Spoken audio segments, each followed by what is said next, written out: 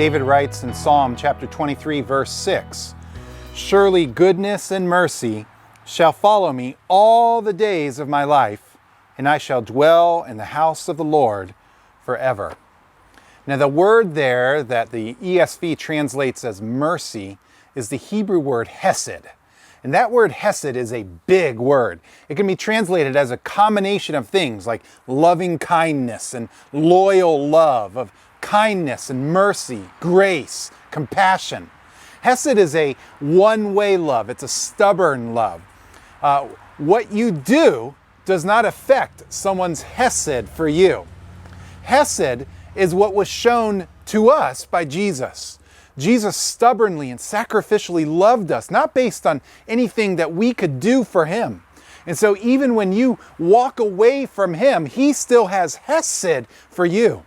And David is saying that goodness and Hesed, mercy, will follow him not just a little bit, not just if we behave, but for all the days of my life. And then he says, "And I shall dwell in the house of the Lord forever." You see, in Christ, there is permanence. There's permanence. A few years ago, my Washington Nationals beat the Brewers in the wild card playoff series in baseball. And I was in bed watching that with the covers over my head. And I was, as my wife was sleeping next to me, I had it on my phone and I was watching and cheering as they scored 3 runs in the 8th inning to pull ahead.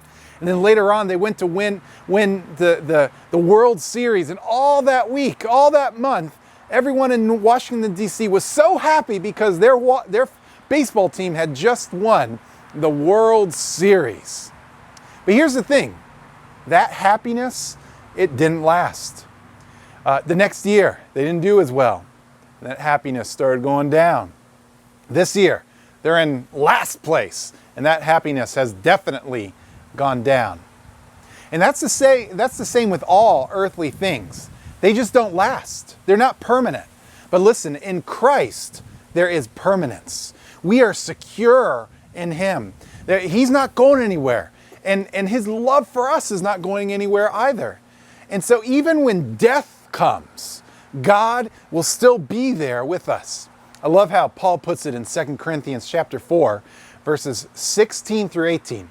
Where Paul says, "We do not lose heart.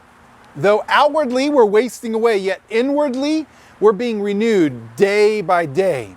For our light and momentary troubles are achieving for us an eternal glory that far outweighs them all." And so what do we do now? So we fix our eyes, not on what is seen, but what is unseen. Since what is seen is temporary, but what is unseen is eternal. And so today I want to encourage you, let's not forget that God has Hesed. He has mercy, loving kindness for you. And because of that, you can rest in the fact that even as you age, your spirit is growing stronger